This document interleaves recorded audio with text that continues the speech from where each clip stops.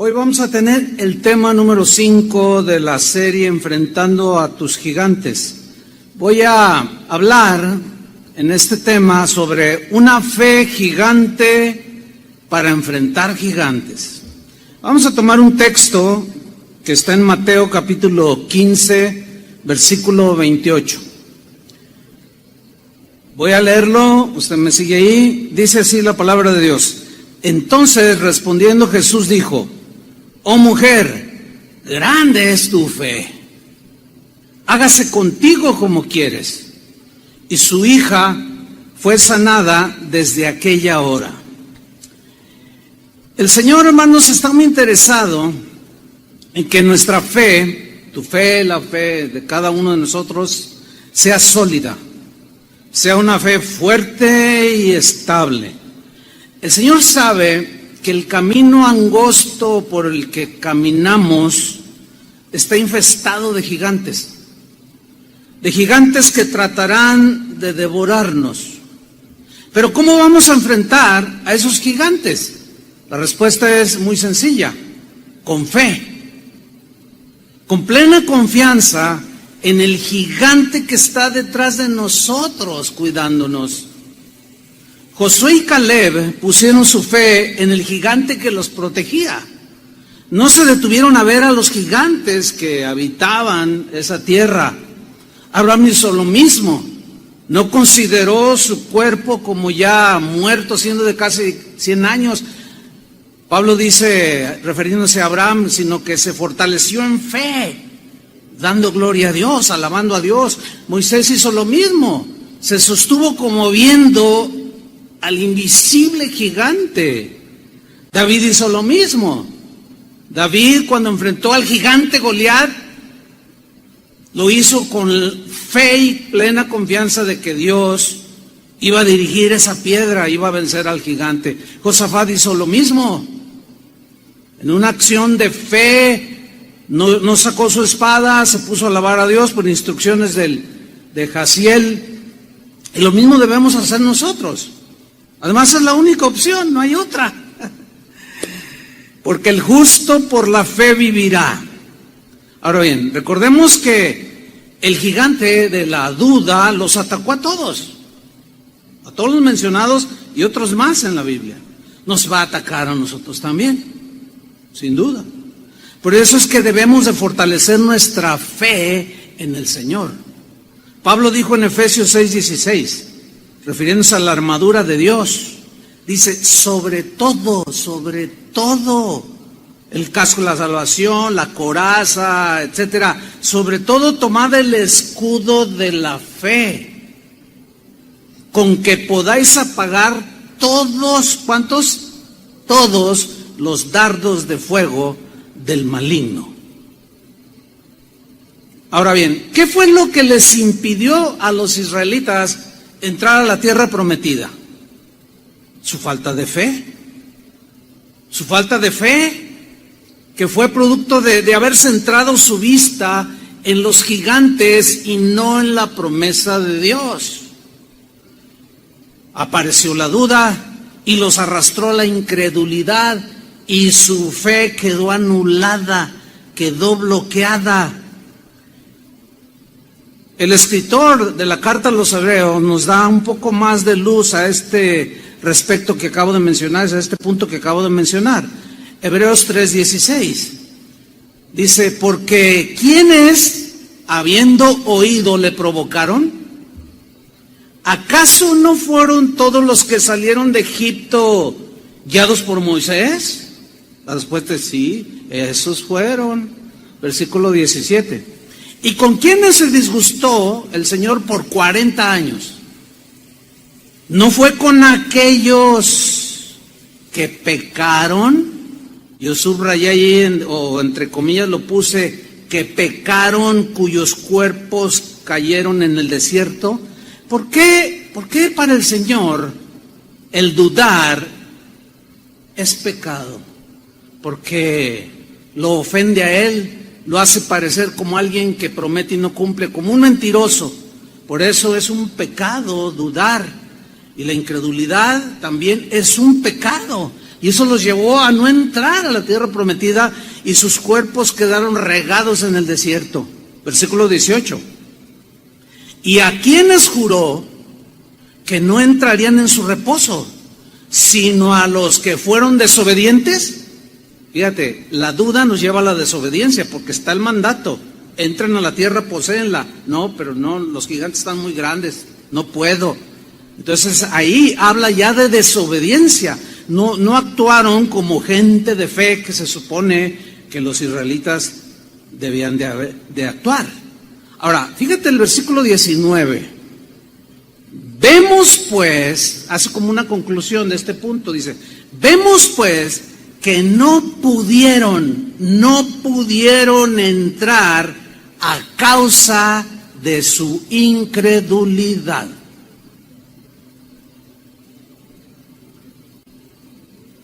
Vemos pues que la incredulidad y la duda fueron gigantes más poderosos que los mismos gigantes. Esos gigantes, quiero decirles, hermanos, siguen vivos. Tarde o temprano tenemos que enfrentarlos, como vimos la enseñanza pasada. Miren ese pasaje muy interesante de cómo Jesús se asombró de la incredulidad de quienes lo conocían desde niño, que cuando Él se revela como el Mesías, dudaron, eran incrédulos. Pero veamos el pasaje. Vamos a Marcos capítulo 6, versículo 1. Salió Jesús de ahí, andaba en Capernaum, y vino a su tierra, y le seguían sus discípulos. Tierra donde Él había nacido, le seguían sus discípulos. Y llegando el día de reposo, comenzó a enseñar en la sinagoga. Y muchos, oyéndole, se admiraban, y yo puse entre comillas ahí en el texto, se admiraban, porque voy a hacer una mención de lo que significa aquí admirarse. Y se admiraban y decían, ¿de dónde tiene estas cosas? ¿Y qué sabiduría es esta que le es dada? ¿Y estos milagros que por sus manos son hechos? La frase se admiraban en el griego se puede traducir literalmente como estar atónito, perplejo. O sea, ellos estaban atónitos así como boquiabiertos, perplejos. La idea en el texto, en el griego, es haber recibido un choque mental, psicológico, sumamente fuerte. Entonces empezaron a preguntar dudosos, porque lo conocían desde niño, y de pronto se revela como el Mesías, y se quedan atónitos, sorprendidos, y les llega un choque mental tan fuerte que no cuadraba con la fe que ellos tenían en el Mesías que ellos esperaban, y empiezan a preguntar con mucha duda en el versículo 3. ¿No es este el carpintero? Menciona su oficio, así como diciendo, un carpintero de Mesías, así como que no me suena. Un carpintero. ¿No es este el carpintero? Fíjese, aquí está que sabían que lo conocían desde niño. Hijo de María. Lo conocemos, sabemos quién es. Hermano de Jacobo, y dan punto y coma de su conocimiento que tenían de él. Es el hermano de Jacobo, de José, de Judas y de Simón. ¿No están también aquí con nosotras sus hermanas? Y fíjate lo que dice al final del versículo 3. Y se escandalizaban de él. Aquí escandalizarse significa se sintieron ofendidos, agraviados y escandalizados. ¿Cómo el hijo del carpintero, por favor? No, ¿cómo es? Él no llena las cualidades del Mesías que nosotros esperamos. y se sintieron agraviados, ofendidos. En la versión Palabra de Dios para Todos, la última frase, se escandalizaban de él, la traduce como, y no podían aceptar a Jesús. No, ¿cómo lo conocemos? Ese chiquillo que jugaba el trompo, las canicas y todo. En la versión Dios habla hoy, al final de este texto, versículo 3, lo traduce como, y no creían en Jesús. ¿No qué? No creían. Ahora seguimos con la historia. Marcos 6:4. Mas Jesús les decía, no hay profeta sin honra, sino en su propia tierra. Hasta se ha hecho un dicho popular, ¿sí? Nadie es profeta en su tierra, pero es un dicho de Jesús. No hay profeta sin honra, sino en su propia tierra y entre sus parientes y en su casa. Esto lo viven todos aquellos que son miembros de alguna familia y son los primeros en convertirse. Obviamente van con la familia y le dicen, fíjate que el Señor me ha transformado, me ha cambiado. Y nadie es profeta en su tierra, te ven con desprecio. Tú eres un borracho, tú eres bien drogadicto, eres un ladrón, todavía antier me robaste $20 o 500 pesos. Y no te creen. O sea, a Jesús tampoco le creyeron. Versículo 5. Fíjate cómo inicia el versículo 5. Las consecuencias de la incredulidad. Y no pudo hacer allí ningún milagro. Ahora, esa frase, y no pudo, no es porque él se le haya anulado su omnipotencia. No, a eso no se refiere. Significa, simple y llanamente, que Dios no puede obrar donde no hay fe. Así de sencillo. No pudo hacer ningún milagro, porque para hacerlos en favor de la gente, el Señor siempre les demandó fe, siempre, y no hizo allí ningún milagro, salvo que sanó a unos pocos enfermos. Esos pocos enfermos, sin duda, que habían creído en Jesús, poniendo sobre ellos las manos. Versículo 6. Fíjate el versículo 6. Y Jesús estaba asombrado. En griego se puede traducir como pasmado, así como estaba asombrado, pasmado de la incredulidad de ellos. ¿De la qué? De la incredulidad de ellos. Se dio la media vuelta y se fue. Eso les pasa a muchos por la incredulidad. El Señor no es que no quiera y no pueda, es que hacer algo a tu favor. Es que sin fe es imposible agradar a Dios. Porque el que duda, dice Santiago, es como la onda del mar que va y viene y anda por todos lados y no está sólido. Vamos a ver Hebreos 4:1. Hebreos 4:1. Perdón, porque aquí nos dice algo muy importante. Dice así: temamos pues, tengamos temor de Dios. No sea que permaneciendo aún la promesa de entrar en su reposo, que está haciendo una aplicación de la entrada al reposo y a la abundancia del bien y de la leche y la miel, que los israelitas al entrar a la tierra prometida iban a encontrar. Para nosotros es Cristo en el Nuevo Testamento nuestro reposo. Entonces el mensaje aquí es Cristo. Y dice el escritor de los Hebreos: temamos pues, no sea que permaneciendo aún la promesa de entrar en su reposo, alguno de vosotros parezca no haberlo alcanzado, o sea, el reposo. Versículo 2. Porque también a nosotros somos los cristianos, dice el escritor a los Hebreos. Porque también a nosotros se nos ha anunciado la buena nueva como a ellos.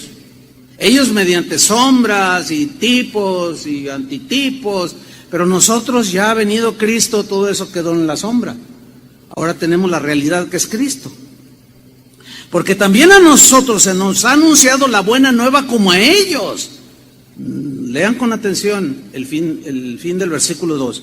Pero no les aprovechó, no fue eficaz, no tuvieron ninguna experiencia vívida de haber entrado a la tierra prometida, pero no les aprovechó el oír la palabra por no ir acompañada de fe en los que la oyeron. Fe. La incredulidad, hermanos, nos lleva a la desobediencia y a la rebelión, y todo eso es pecado. Están muy ligadas. Al momento en que dudamos, estamos pecando. Eso trae consecuencias, nos lleva a la desobediencia y a la rebelión. Y reclamamos y echamos culpa a los demás y aún a Dios. Por eso es que debemos de cuidar nuestro corazón, que no se llene de incredulidad y terminemos endureciéndonos. En la misma carta a los Hebreos hay una advertencia muy fuerte para nosotros los cristianos, los que decimos que creemos en Jesús. Hebreos 3:12. Muy clara esta advertencia. Dice, mirad. O sea, pongan mucha atención, cristianos. Mirad, hermanos, ahí está, no hay duda que está dirigido a los hermanos. Esto no es para los incrédulos. Mirad, hermanos, que no haya en ninguno de vosotros corazón malo de incredulidad. A ver, aquí surge una pregunta. ¿Existe la posibilidad de que entre los cristianos de pronto haya alguno con corazón malo de incredulidad? ¿Sí o no? La respuesta es sí, si no, ¿de qué sirve esa advertencia? Si no hubiera, no diría nada la Biblia al respecto. Así de simple. Miren, cuídense bien, que no haya ninguno de vosotros corazón malo de incredulidad. Fíjate a dónde te lleva la incredulidad. Para apartarte del Dios vivo. ¿Puede entonces un creyente en Cristo eventualmente apostatar y apartarse del Dios vivo? Según el texto, sí. Según el texto, reitero, sí. Nos aparta del Dios vivo. ¿Recuerdan cómo Jesús a sus discípulos les reprochó su incredulidad después de haber resucitado? Vamos a leer este pasaje. Bueno, aquí está envuelta María Magdalena, que fue a la tumba y la encontró vacía, y Jesús se le aparece y dice, ve y diles, háblales. Entonces aquella mujer va con los discípulos y les dice, el Señor ha resucitado, y la miraron así como dudando, incrédulos, cuando Jesús se los había dicho una y otra vez. Y dice en Marcos 16:14, finalmente se apareció a los 11 mismos, o sea, después de resucitado, estando ellos sentados a la mesa. Y vean lo que hizo Jesús. ¿Qué hizo? Según el texto, y les reprochó. Reprochar significa aquí reprender. Tiene una idea fuerte de regaño. ¿Cómo es posible? Luego, ¿dónde tienen el corazón? ¿Dónde tienen su mente? ¿Dónde tienen la cabeza? Y les reprochó, los regañó, los reprendió. ¿Qué les reprochó? Su incredulidad y dureza de corazón. Eran discípulos incrédulos que los atacó el gigante, pero vieron las circunstancias y dijeron, no, pues se me hace que no resucitó. Y luego el mensaje de una mujer, ay, pues las mujeres no enseñan, las mujeres, no. Y Jesús dijo claramente, ustedes están en una condición de incredulidad y de dureza de corazón, que es muy peligrosa. Porque no habían creído a los que lo habían visto resucitado. No creyeron el mensaje, en este caso de la Magdalena. Y Jesús les reprocha su incredulidad. ¿Recuerdan aquel pasaje del muchacho endemoniado que vimos en una de las enseñanzas pasadas? De cómo se acerca el padre con este hijo y le dice, Señor, ayúdanos, hay un demonio que lo agarra y lo estruja y lo azota. Y bueno, ¿se acuerdan en Marcos 9:23 que Jesús le dijo cuando se lo presenta? Jesús le dijo, si puedes creer. Ahí hay una condición para que él hiciera algo a su favor. Si puedes.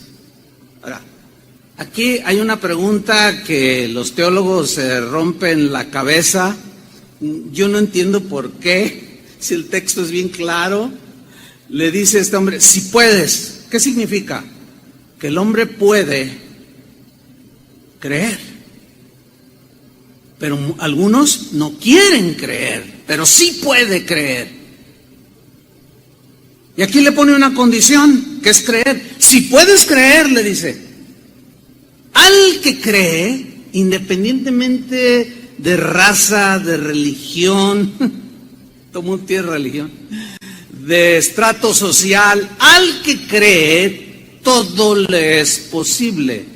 Bueno, ya sabemos que ese todo está enmarcado en el concepto de su voluntad, de ahí no se sale, porque hay cosas que yo puedo decir, yo creo que voy a volar, no voy a volar. O sea, todo aquello que Dios nuestro Padre sabe que nos beneficia, cuando nosotros pedimos y estamos de acuerdo a su voluntad,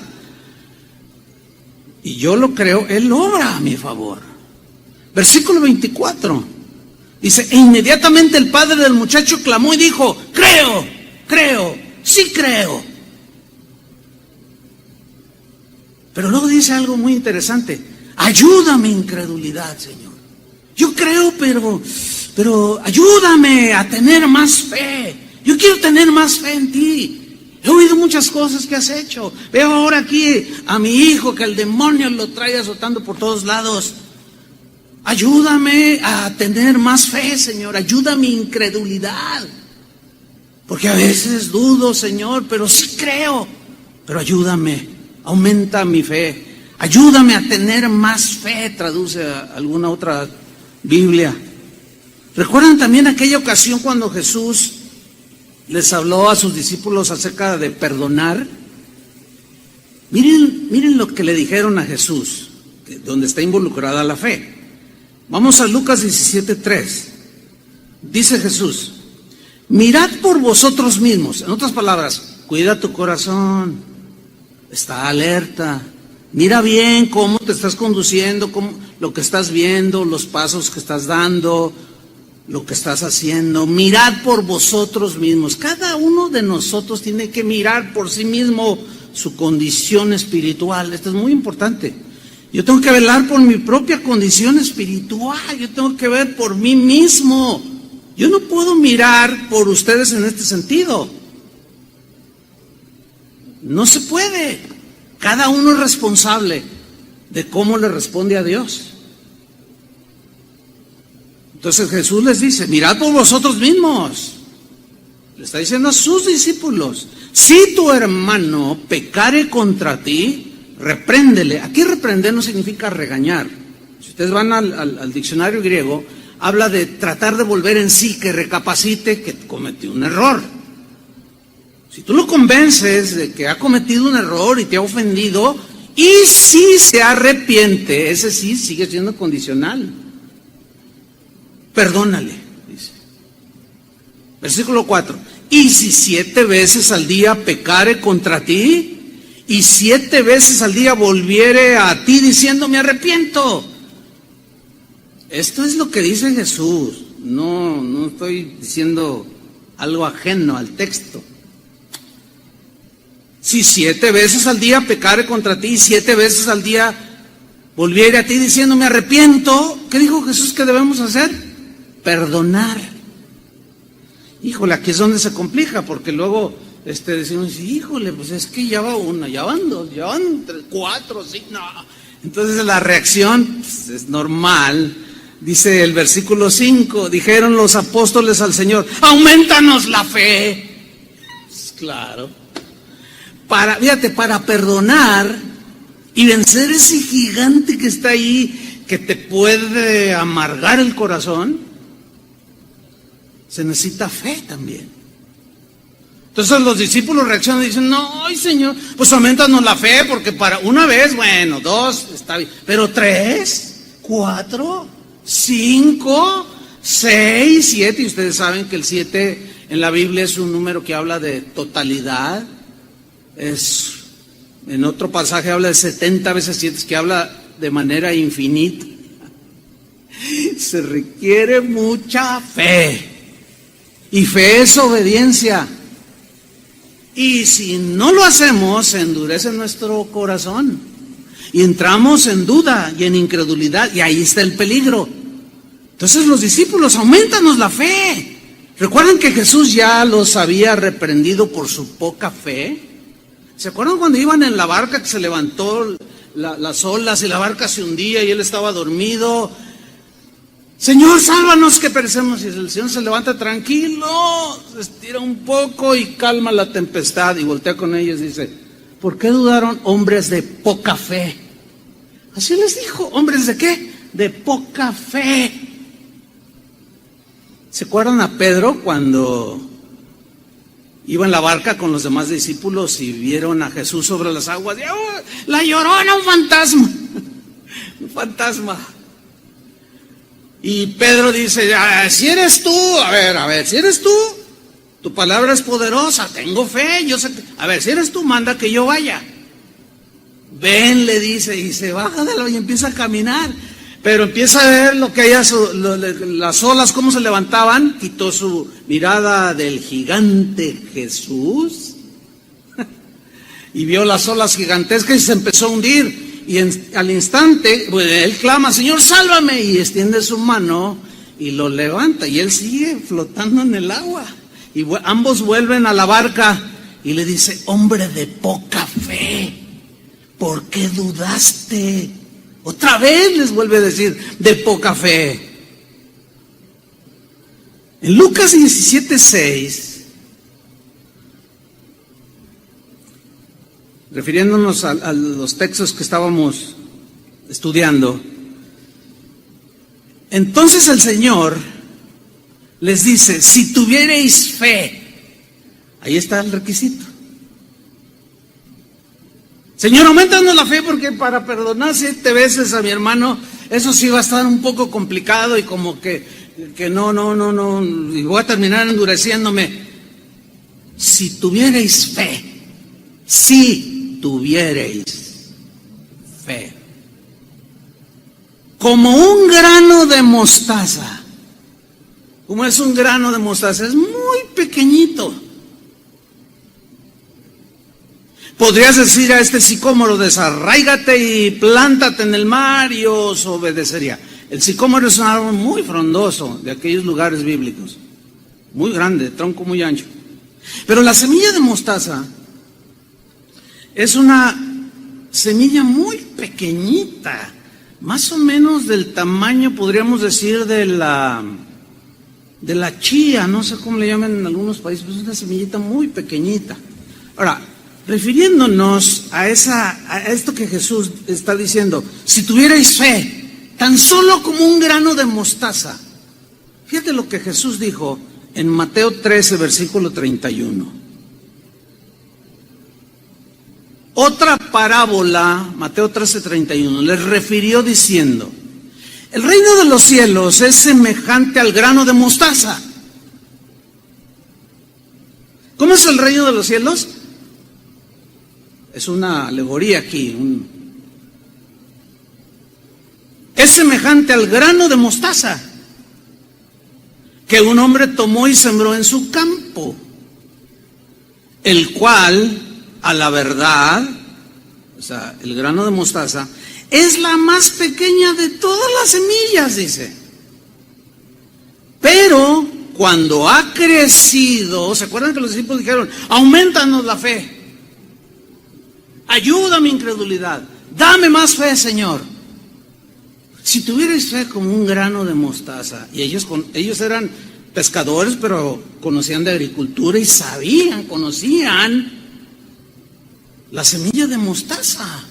Y sabía que la semilla era muy pequeñita, pero que tiene la particularidad de que cuando germina, crece. O sea, basta un poquito que digas, yo creo, como aquel hombre, el padre del muchacho endemoniado. Yo creo, pero ayúdame. Mi fe está chiquita. Que crezca mi fe, una fe gigante. Dice el versículo 32, el cual a la verdad es la más pequeña de todas las semillas. Pero cuando ha crecido, ¿cuándo ha qué? Crecido. Cuando ha aumentado de tamaño. Entonces aquí estamos viendo que cuando Jesús le dice, si tuvierais fe como un grano de mostaza, Él les está diciendo que la fe puede crecer, que la fe en Él puede crecer. Pero cuando ha crecido, esta semilla es la mayor de las hortalizas, que llega a medir hasta 2,5 metros de altura. Y algunos le dicen que es árbol, pero es una hortaliza, porque dice Jesús, y se hace árbol. Jesús lo llama mismo árbol. De tal manera, dice, que vienen las aves del cielo y hacen nidos en sus ramas. O sea, esa semilla de mostaza, esa fe pequeña que tú dices tener, y Señor, es que yo tengo poquita fe, es que no puedo creer. Con esa poquita fe puede aumentar. Ya veremos cómo puede crecer y va a ir creciendo nuestra fe. Hacia ahí nos quiere llevar el Señor. Ahora bien, cuando algunos leen Efesios 2:8, dicen lo siguiente: porque por gracia sois salvos por medio de la fe. Y esto no de vosotros, pues es don de Dios. Ahora, aquí hay un problema, yo no entiendo por qué se ha generado un problema teológico de siglos, cuando el texto es muy claro. Cuando algunos leen, porque por gracia sois salvos por medio de la fe, esto no de vosotros, pues es don de Dios, entienden de manera inexplicable que la fe es el don. Pero no, la fe es el medio para obtener el don. El don es un regalo, pero el don es precisamente la salvación, no la fe. Aunque sabemos que toda buena dádiva y don perfecto viene de los cielos, pero don en el sentido de, por ejemplo, los dones del Espíritu Santo, que Él te da dones naturales, habilidades naturales para que te ganes la vida, pero también nos da dones espirituales, y esos dones son regalos. Eso es lo que quiere decir don, dorea del griego, un regalo de Dios. Para aclarar un poco este punto, que es importante entenderlo, vamos a leer Efesios 2:8 en la versión Palabra de Dios para Todos, donde aquí en esta traducción dice muy claramente que el don es la salvación y no es la fe. Efesios 2:8, Palabra de Dios para Todos. Ustedes fueron salvos gracias a la generosidad de Dios. O sea, esa es la gracia. Regalo inmerecido. Y fíjate cómo lo traduce esta versión, que es clarísimo. Ustedes fueron salvos gracias a la generosidad de Dios, porque tuvieron fe. Porque tuvieron fe. Una y otra vez, si tuvierais fe. ¿Por qué no tienen fe? Hombres de poca fe. Siempre está demandado. Si fuera un don, ¿por qué les reprocha? Si fuera un don, un regalo así, de que te regalo como el don de hacer milagros o las habilidades, dones que Dios da a los hombres, pues no tendría sentido que los haya reprochado. Pero entonces Pedro le hubiera dicho, pues es que no me das el don, no me das fe. No es un don, como algunos lo entienden cuando leen esto. Retomo como dice Palabra de Dios para Todos. Ustedes fueron salvos gracias a la generosidad de Dios, porque tuvieron fe. No se salvaron a sí mismos. Su salvación fue un regalo de Dios. Ahí está muy claro. El don es la salvación, no la fe. La fe es un medio. Ahora, esto es muy importante entenderlo bien. ¿Por qué? Porque la fe es la respuesta de una persona al escuchar el Evangelio de Jesucristo. Miren, es muy sencillo. ¿Crees? Sí. Así de sencillo. ¿Crees? Sí. ¿Crees que Jesucristo vino a morir por nosotros para llevar en su cuerpo todas nuestras rebeliones y pecados? Sí, creo, lo creo. Pero en otros, ¿crees? No creo.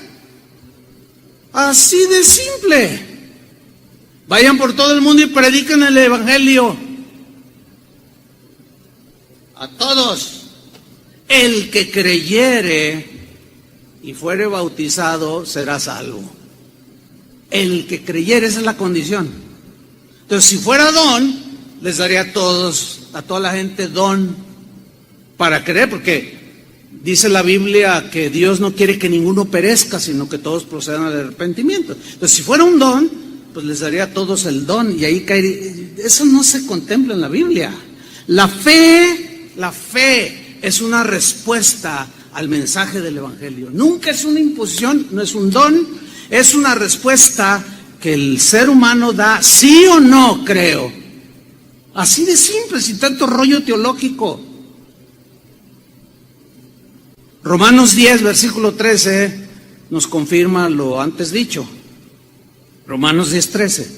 Porque todo aquel, significa indistintamente quien sea, todo aquel, cualquiera que sea, que invocare el nombre del Señor, será salvo. Ahora, para invocar el nombre del Señor tiene que haber, y ser salvo tiene que haber previamente algo, y producir algo, y dar una respuesta a algo. Todo aquel que invocar el nombre del Señor será salvo. 14. ¿Cómo pues invocarán a aquel en el cual no han creído? Nadie puede invocar a Jesús si no ha creído en Él. Aquel padre del muchacho endemoniado sin duda que había oído hablar de Jesús. Y sin duda que escuchó, quizás que había sanado el Señor a 2 ciegos y al endemoniado gadareno, y a medida que escuchaba, algo empezó a surgir acá, que la Biblia lo llama fe, creer, poner tu confianza en este caso en Dios. Pero sigamos en el verso 14. ¿Cómo pues invocarán a aquel en el cual no han creído? Creído. Y luego viene otra pregunta retórica. ¿Y cómo creerán? ¿O cómo van a tener fe? ¿Cómo van a responder? ¿Cómo van a creer en aquel de quien no han oído? ¿Y cómo oirán sin haber quien les predique? Ahora, en el mismo Romanos, el mismo capítulo, pero versículo 17, dice lo siguiente. Así que la fe es por el oír. O sea, surge fe o rechazo cuando se oye el Evangelio. Se cree o no se cree el mensaje del Evangelio. Así que la fe de la Biblia, la fe que el Señor demanda, viene por el oír el mensaje de Jesús. Y el oír el mensaje de Jesús viene por la palabra de Dios. Por eso en Hebreos dice que aquellos que oyeron la palabra la escucharon sin fe. No la creyeron, no entraron. Solo así se entiende el por qué Jesús les reprochó su falta de fe. Es la respuesta que el cristiano o la persona le da al mandamiento de Dios, a la instrucción del Señor, a la advertencia del Señor, a creer en Él y en su palabra. Fíjate, Romanos 10:17, en la versión en lenguaje sencillo, nos los traduce de esta manera. Así que las personas llegan a confiar en Dios, esa es la definición de fe, poner tu confianza en Dios de manera plena. Así que las personas llegan a confiar en Dios cuando oyen el mensaje acerca de Jesucristo.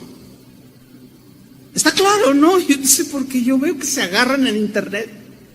Se dan unos agarres entre cristianos que discuten por algo tan sencillo y claro.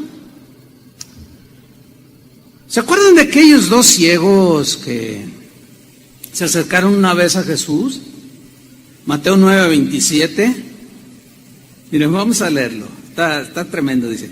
Pasando Jesús de allí, le siguieron dos ciegos.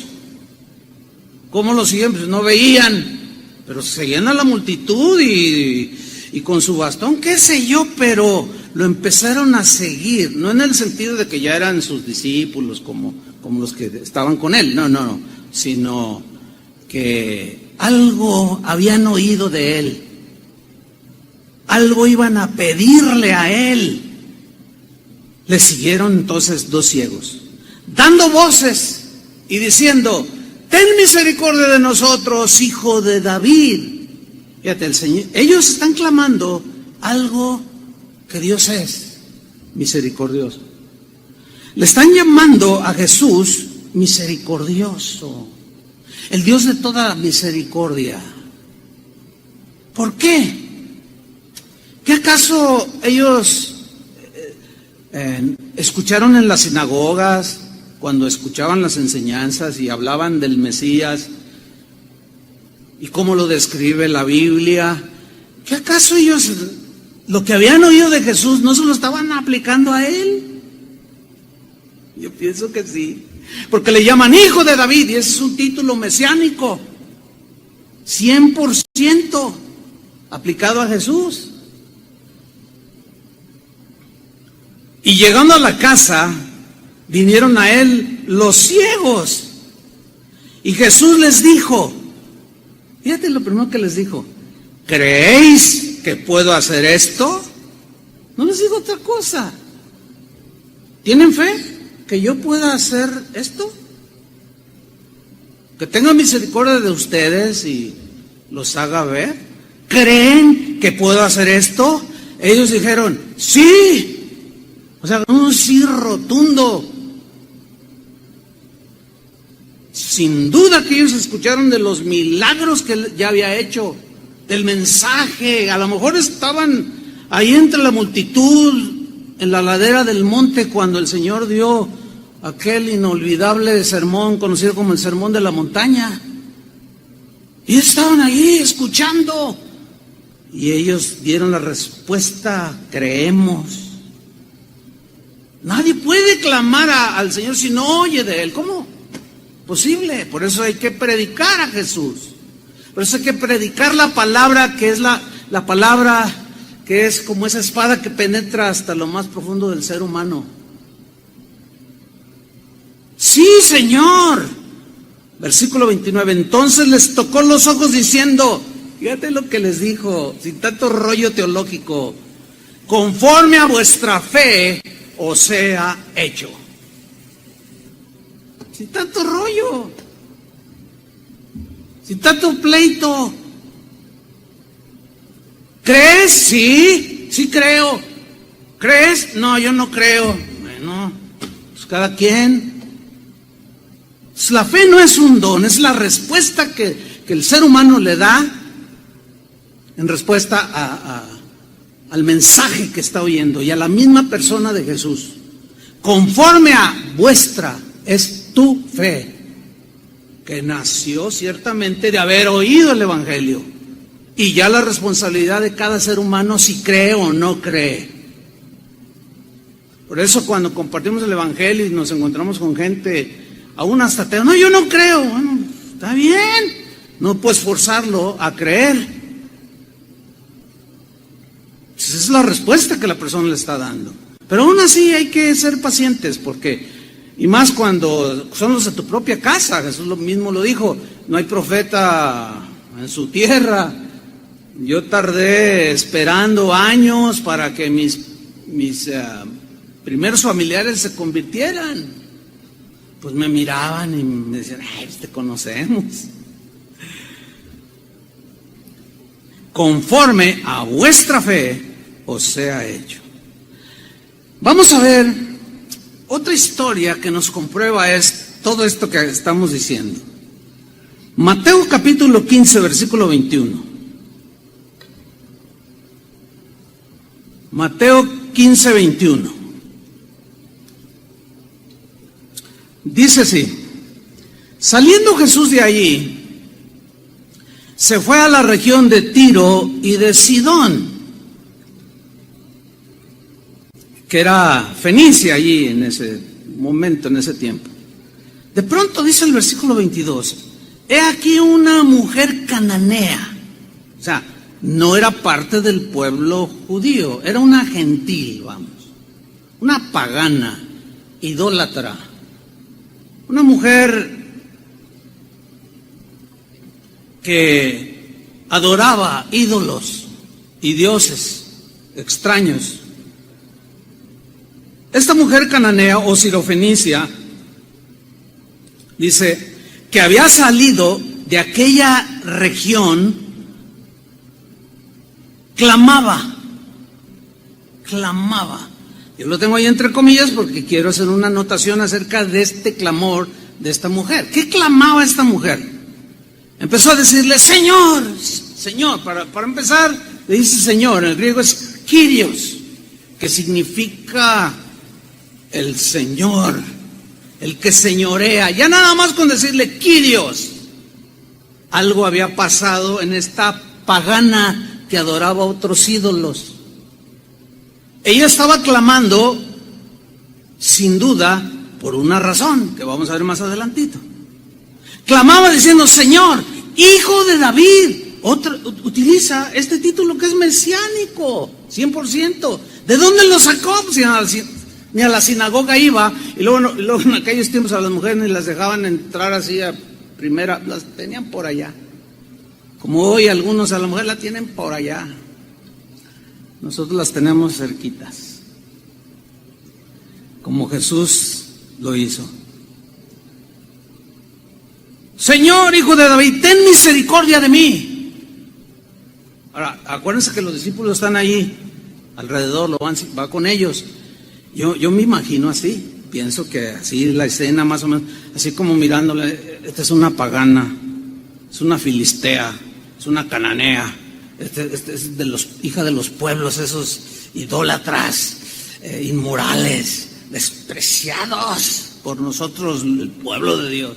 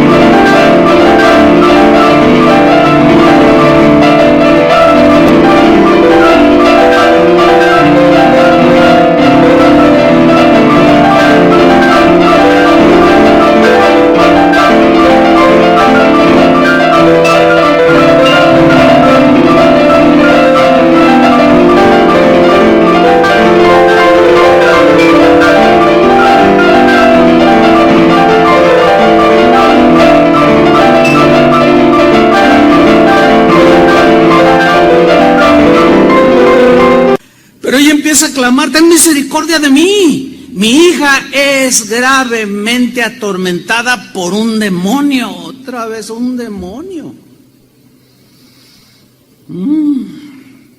¿Se acuerdan que Pablo dijo que no tenemos lucha contra carne o sangre? O sea, no tan solo contra personas de carne y hueso, sino contra huestes espirituales en las regiones celestes, principados, potestades, ángeles caídos, demonios que andan por todos lados pululando, moviéndose en la atmósfera. quiero hacer la anotación de este verbo clamar. Dice que aquella mujer clamaba. En primer lugar, clamar aquí habla de un grito desaforado que todos escuchan y que, como en el caso de los discípulos, como vamos a ver más adelante, los puso nerviosos. Una vez me acuerdo que yo subí a un avión y yo siempre me espero hasta el último, no sé por qué, se me hace menos complicado estar ahí formado. Yo me espero y estoy ahí y hasta que se mete el último me meto yo. No se va el avión. Nunca se me ha ido un avión por eso. Y recuerdo que en esa ocasión subo a ese avión y cuando entro miro y llenito, lleno, estaba a 100% el avión.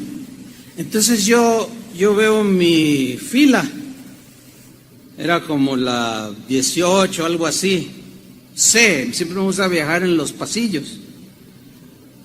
Y cuando yo voy dando los primeros pasos, de pronto una señora a la mitad del avión empieza a gritar: ¡Chuy Olivares!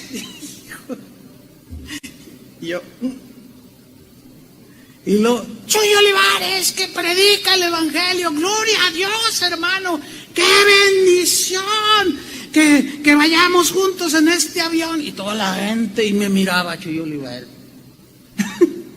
y así como molesto, o sea, así como, ay, esta hermanita, ¿no? O sea, como que se pasó. Y todavía más cuando veo que mi asiento, el C, era en la misma línea. Ella estaba en la ventanilla y yo en el pasillo. Entonces ya llego y: hermano, pastor, quiero contarle un testimonio. Pero con unos gritos que incomodan, porque pues como que no es propio. Pero aquella mujer estaba me contó un testimonio, por cierto, impactante, ciertamente. Ahí le dijimos al que estaba en medio: oiga, no podemos cambiar. Y sí, él se fue a la ventanilla y me contó. No les voy a contar el testimonio, pero sí era una cosa tremenda. Y ella estaba agradecida porque decía que Dios había usado para eso que había hecho el Señor en su vida, una enseñanza que yo di. Pero sí hace sentir incómodo. Entonces los discípulos, al rato vamos a leerlo, estaban incómodos, así como que: ay, esta mujer. Pero ella clamaba: Señor, mi hija está gravemente atormentada por un demonio. Nadie, hermanos, absolutamente nadie clama a Jesús si no ha oído de Jesús. ¿Sí o no? Según hasta donde hemos estudiado hasta ahorita.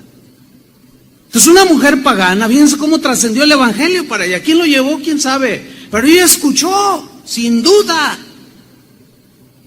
lo que Jesús enseñaba, lo que él hablaba, lo que él hacía, etcétera. Sin duda que clamó a Jesús porque llegó a oír lo que enseñaba, lo que decía, porque la fe viene por el oír la palabra de Dios. Pero sigamos. Mateo 15:23. Miren esto. Pero Jesús no le respondió palabra. Ay, hermanos, cuando Dios guarda silencio. ¿Te imaginas? Clama y el Señor la ve y no dice nada. Qué tremendo. Parece como una grosería, ¿no? Así como que: ay, hermanos, cuando Dios guarda silencio. Qué difícil es cuando vemos que Dios se tarda en respondernos. Qué difícil es.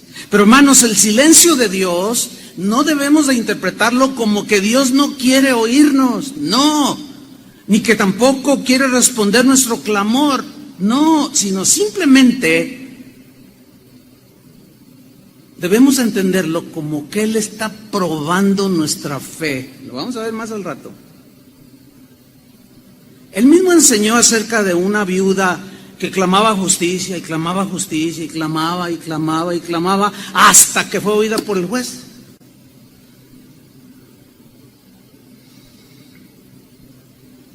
¿Se acuerdan de Abraham, que esperó 25 años para ver cumplida la promesa de Dios de darle un hijo? Fue justamente en ese lapso donde el gigante de la duda se le apareció a Abraham y lo atacó, y tuvo un hijo, Ismael, fuera del matrimonio. Y las consecuencias las tenemos hasta el día de hoy. Todo, ¿por qué? Porque nos asalta la duda. Cuando Dios calla, hermanos, no lo entiendas como que Dios no quiere hacer nada, sino más bien es, Señor, ¿cómo lo vas a hacer? Porque algo hará. A veces la respuesta del Señor es no, a veces es sí, a veces es inmediata, a veces tarda, ese es según su propósito en su soberanía. Él es exacto. ¿Recuerdan cuando le avisaron a Jesús que su amigo Lázaro, a quien tanto él amaba, estaba enfermo de gravedad? Bueno, ahí en Juan capítulo 11, Juan 11:6, ahí nos dice, cuando oyó pues que estaba enfermo de gravedad, Lázaro, su amigo, a quien él amaba, miren lo que hizo, se quedó 2 días más en el lugar donde estaba. Cualquiera de nosotros lo hubiera interpretado como, pues no, que tanto lo amaba, hipócrita. No, inmediatamente uno tiene que estar allí. Pues quizás en el caso de nosotros sí, pero en el caso del Señor, que todo lo sabe, pues Él todavía 2 días esperó. Y luego dice, vamos. Dice, no, ya para qué, ya se murió. Dice, no, dice Jesús, Lázaro no ha muerto, está dormido.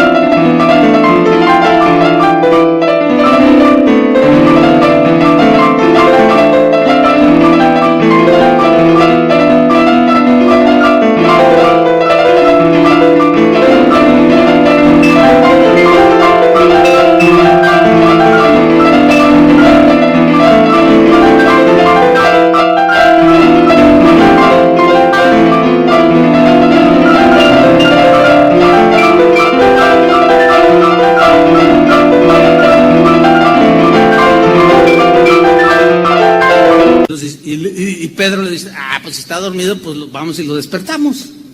Y lo ve el Señor y le dice, ay, Pedro, ya se murió.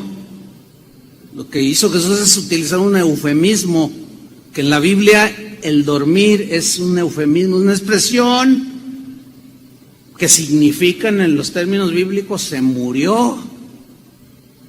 Y cuando llega delante de sus 2 hermanos, si hubieses estado aquí, bueno, no estuve allá, y a lo mejor no sé, cualquiera de nosotros le hubiera reclamado, pues no, que tanto lo amabas, 2 días te tardaste.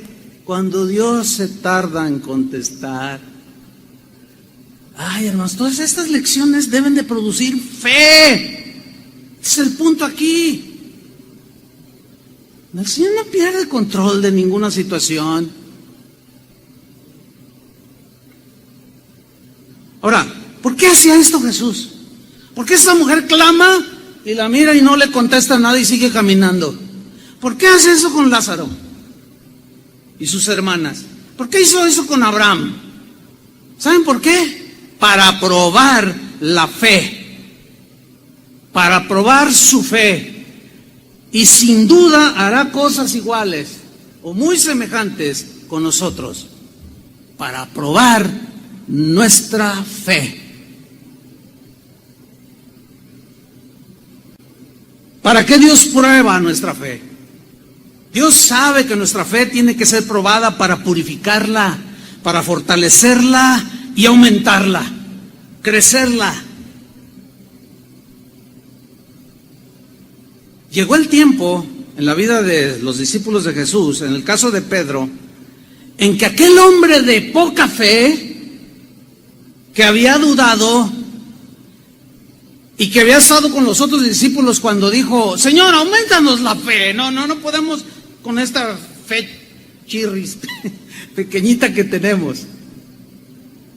Llegó el tiempo en que Pedro, aquel hombre de poca fe y que había dicho: aumentanos la fe, entendió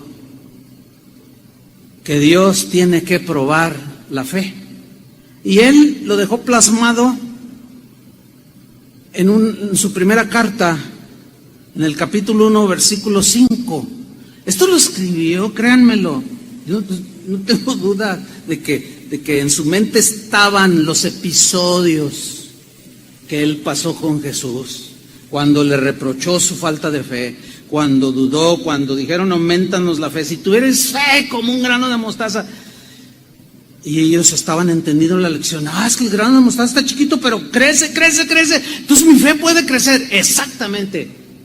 Y aquí él nos dice cómo trabaja este crecimiento de la fe, cómo es purificada y fortalecida. 1 Pedro 1:5, que sois guardados, o sea, los cristianos, por el poder de Dios.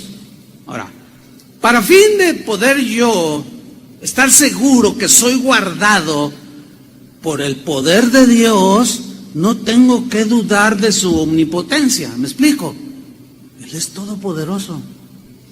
Y en mi corazón tiene que haber una convicción de que Dios me guarda. Y aún lo que Él permitiera que sucediera, también ya sabemos que a los que amamos a Dios todas las cosas nos ayudan para bien, para aumentar nuestra fe en este caso. Y aunque se tarde, el Señor, que sois guardados por el poder de Dios, otra vez, mediante la fe. Así como por gracia somos salvos por medio de la fe, mediante la fe. De igual manera, mediante la fe, yo tengo que estar seguro que Él me guarda con su poder inigualable, con su omnipotencia, que si yo estoy en el hueco de su mano, nada ni nadie me puede tocar. Y si permite alguna situación, es porque Él estará probando mi fe, y yo y tú tenemos que darle una buena respuesta. A lo mejor estamos en el nivel de los discípulos en sus inicios: ay, Señor, aumentanos la fe. Porque para hacer esas cosas de perdonar tanto, pues como que se me hace que no voy a poder. Aumentanos. Si tuvierais fe como un granito de mostaza. Sigo leyendo a Pedro. Que sois guardados por el poder de Dios mediante la fe, para alcanzar, fíjate, la fe, guardados con su poder mediante la fe, para alcanzar la salvación que está preparada para ser manifestada en el tiempo postrero. Es decir, que mientras yo camine en esta tierra tengo que mantenerme en fe y con fe. El que persevere hasta el fin, este será salvo. Entonces tengo que perseverar. Se va a aparecer el gigante de la duda, como dice el canto que compuso Chuy, creo. Chuy García compuso ese canto. Y que cuando venga el gigante de la duda se va a aparecer, y la incredulidad y otros que andan por allí en la tierra. Tengo que enfrentarlos con fe. Para llegar a la meta, como dijo Pablo, en este caso. He llegado. Ya está pronta mi partida, he guardado la fe. Ahora me espera la corona de justicia que Dios dará a los que caminaron con Él y a todos los que esperan su venida, dijo todos los apóstoles. Versículo 6, en lo cual, o sea, en el poder de Dios, mediante la fe, para llegar a la meta, en lo cual vosotros os alegráis. Estamos en el trayecto, como los tuvo Moisés, Josafat, Abraham, el mismo Pedro, los apóstoles, estamos ahí en ese camino y nos alegramos de saber que Dios está con nosotros. Pero mira lo que dice ahora, y aquí viene el punto. Aunque ahora, en el tiempo presente, en tu tiempo presente, hoy, o puede ser mañana, aunque ahora, por un poco de tiempo se refiere a lo corto de nuestra vida. Por un poco de tiempo, dice, si es necesario. Hay una traducción que dice, cuando sea necesario, que tengáis que ser afligidos en diversas pruebas. Porque Abraham estaba afligido porque Dios no le respondía. Moisés estaba afligido estando enfrente del Mar Rojo. Josafat estaba afligido de ver un gigantesco ejército que venía contra él. Versículo 7. ¿Para qué? Sometida a prueba vuestra fe. Si fuera un don, pues es perfecto. No tendría que ser puesta en prueba. No, sino lo que vamos generando, la confianza que vamos generando a medida que caminamos con el Señor. Creemos su palabra, dice, para que sometida a prueba vuestra fe. Y fíjate cómo dice Pedro, ya a estas alturas, él ya había entendido muchas cosas. Su fe ya había aumentado, ya había crecido, ya sabía que las pruebas, las pruebas que vivió, él ya en ese momento sabía que Jesús las había permitido para aumentarle la fe. Esa fe, dice, mucho más preciosa que el oro. Yo te pregunto, ¿qué prefieres tener? ¿Mucho oro o mucha fe? ¿Cómo que las dos? ¿Alguien dijo los dos? Bueno, el problema con eso es que a veces hay quien tiene los dos. Yo conozco gente que tiene los dos, pero también compartiendo con este tipo de cristianos, me han dicho, a veces tengo una lucha bien fuerte de no depender del Señor porque tengo dinero. Pero a fin de cuentas, pues, como el porcentaje de ricos en el mundo, pues en comparación con, pues, es muy poco, ¿no? Entonces, bueno, ¿qué prefieres? ¿Tener mucho oro, mucho dinero o mucha fe? Díganlo los tres que están aquí. Porque los de la televisión, pues no los oigo. Pues fe, para que sometida a prueba vuestra fe, mucho más preciosa que el oro.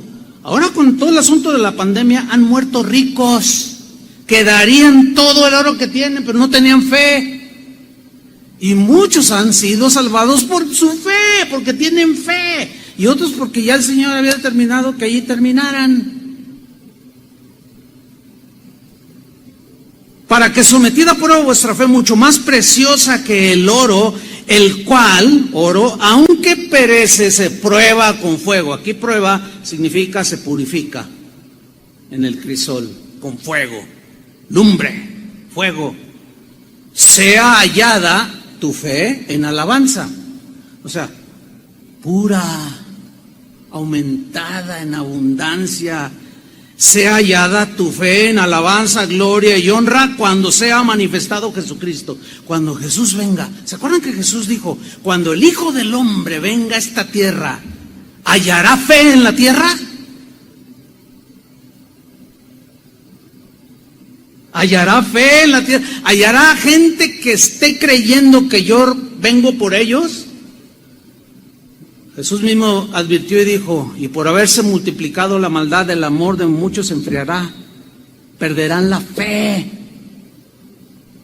porque nunca entendieron que tienen que ser probados para que la fe crezca y aumente. No, ¿cómo? Y peor con esos evangelios que el día de hoy existen en el cristianismo de hoy. Evangelios que prometen puras cosas aquí en la tierra, pero a la hora de la verdad, como en esta pandemia, no tienen fe. Tendrán autos último modelo, tendrán casas grandes, tendrán dinero, serán de éxito, pero no tienen fe. Se les está cayendo todo porque nunca edificaron su fe. No oían palabra de Dios. Pero volvamos con la mujer cananea, esa mujer pagana, que clamaba por su hija endemoniada. Y yo creo que clamaba ella como endemoniada, diría alguno por ahí. Y Jesús no le respondía nada, ahí nos quedamos. Vamos a 15:23. Entonces, acercándose sus discípulos, le rogaron. Mira lo que le rogaron, diciendo: despídela, dile que se vaya, pues da voces tras nosotros. Qué mala onda de los discípulos. Como yo cuando entré al avión dije, qué mala onda.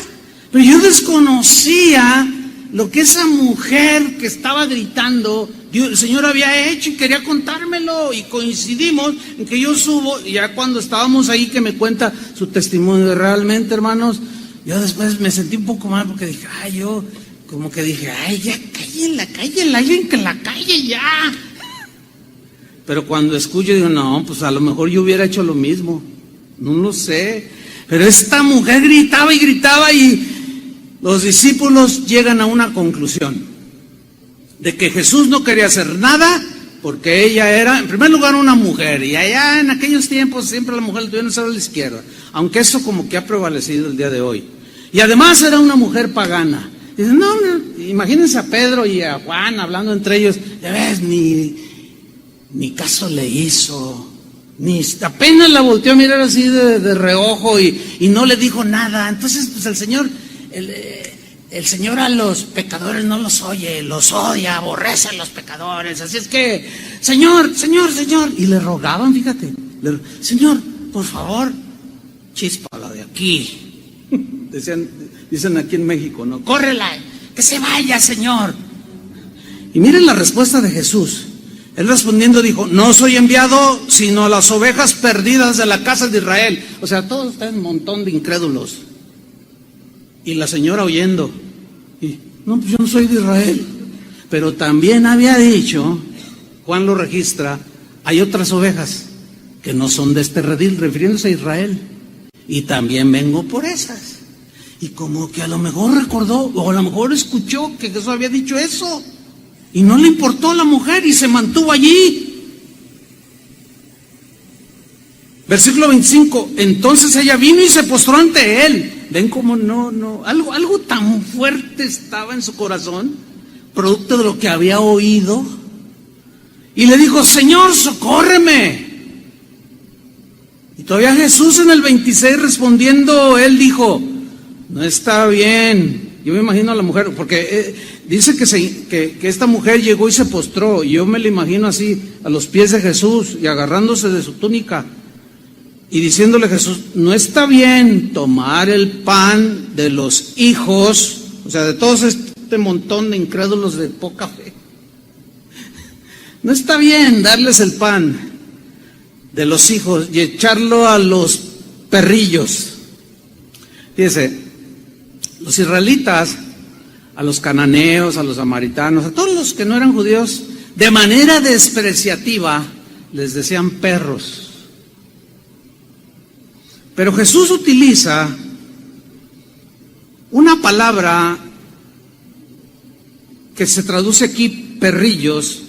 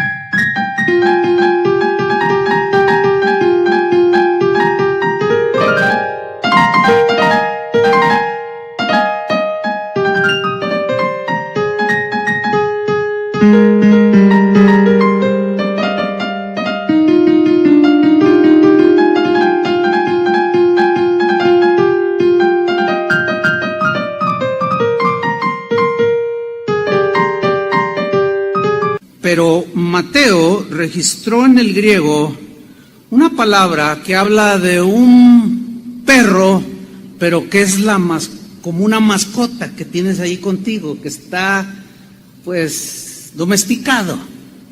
Una mascota que tú aprecias, que tú quieres, que tú la abrazas y estás comiendo y a veces, ¿cuántas veces no se ha visto esto? Yo tengo una mascota, el chicharrón, no está muy chiquito, pero yo he visto a gente que tiene perritos chiquitos y están ahí comiendo y luego y el perrito. Y Jesús utiliza esta palabra perrillos, no de manera despreciativa como los discípulos. Bueno, le iba a decir, pero suena muy fuerte. Despide esta. Ustedes ya imagínense, ¿no? Jesús, no te puedo dar del pan de los hijos, le corresponde a los hijos y no puedo echarlos a los perritos domesticados, aunque andes aquí rondando, mujer. Fíjate el versículo 27. Y ella dijo, sí, o sea, admitió, soy así. Y los israelitas siempre me han dicho así, nos han dicho así, sí, Señor, dice. Pero yo soy como un perrito domesticado y quiero estar junto a ti. Pero a unos perrillos, dice, comen de las migajas que caen de la mesa de sus amos. Miren, hermanos, por favor, vean el versículo 28. Entonces respondiendo Jesús dijo, oh mujer, ¿qué le dijo? Grande es tu fe. ¿Saben que la palabra que utilizó Mateo, que se traduce por grande, es la palabra griega mega, que significa enorme, grandísima, yo diría gigantesca? ¿Qué? Fe. ¿De dónde desarrolló una fe tan gigantesca esta mujer? Probablemente a esas alturas Jesús tenía probablemente 2 años predicando, en 2 años escuchando y viendo a su hija, hasta que finalmente dijo, voy a ir con él, porque creo.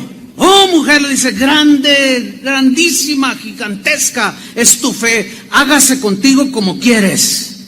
Y su hija fue sanada desde aquella hora. ¡Qué gacho al hígado a los discípulos! A los de poca fe que todavía, y eran el pueblo de Dios. Es increíble ver en nuestros días gente que está metida en las iglesias, que yo tengo 20 años y no tienen fe. Y el Señor ya no hace milagros. No, yo no creo en eso. Qué gancho al hígado cuando gente que ni fu ni fa, como decimos acá, llegan como esta cananea. Algo escucharon, alguien les habló, llegan con una fe. Nunca se me olvida de 2 señoras, madre e hija, de esto hace mucho, que llegaron conmigo y dijeron, oiga, ¿usted es el pastor de aquí? Y yo les digo, sí. Y dice, es que fíjese que tenemos una grande necesidad y alguien nos habló, el Señor nos dijeron que viniéramos aquí. Le dije, ¿cuál es su necesidad? Todavía no empezaba la reunión. Y dice, es que mire, mi hija y yo tenemos SIDA. Esto fue en 1985. Dice, tanto yo, dice esta mujer, como mi hija tenemos SIDA. Dice, y además de SIDA, yo tengo diabetes. Dice, nos contagiamos de SIDA por una transfusión. Además tengo diabetes y tengo hipertensión. Tengo problemas del corazón. Y yo las miré a las 2 y les dije, ¿ustedes creen que Dios puede hacer algo? La señora me respondió, sí, yo creo. La hija dijo, bueno, sí, pues Él es Dios. Bueno, yo me acuerdo que les dije, conforme a su fe sea, yo oré con mucha solemnidad y seriedad. La hija murió. La mamá se sanó de SIDA, de hipertensión y de diabetes. Todavía vive la señora. Lo último que supe de ella, ya es anciana, se fue a vivir a los Estados Unidos. Pero yo recordé ese episodio. Bueno, pues vamos a creer. Yo creo, dijo, que él puede hacerlo. Y la hija, pues sí, él es Dios. Así como, hermanos, una fe gigante para vencer a los gigantes. Así que nadie puede decir, ni puede, ni debe quedarse, ay Señor, pues ayuda a mi incredulidad. Sí, está bien, a lo mejor estás ahí, pero no te quedes ahí. A lo mejor aumenta mi fe, porque dices, soy hombre de mujer u hombre de poca fe. Sí, pero no te quedes ahí. Que las pruebas, las aflicciones de la vida las entiendas como finalmente Pedro las entendió. Una fe gigante para vencer gigantes. Vamos a orar, hermanos. Señor, muchas gracias te damos en el nombre de Jesús. Gracias, Padre, porque hoy nuestra fe ha sido desafiada. Hoy nuestra fe ha sido edificada también. Hoy, Señor, tenemos un poco más de claridad en este punto. Señor, algunos podemos decir y estamos en esa condición, Señor, ayuda a mi incredulidad. Otros quizás, Señor, aumentanos la fe. Pero si tú tienes poquita fe, que tú decidas creer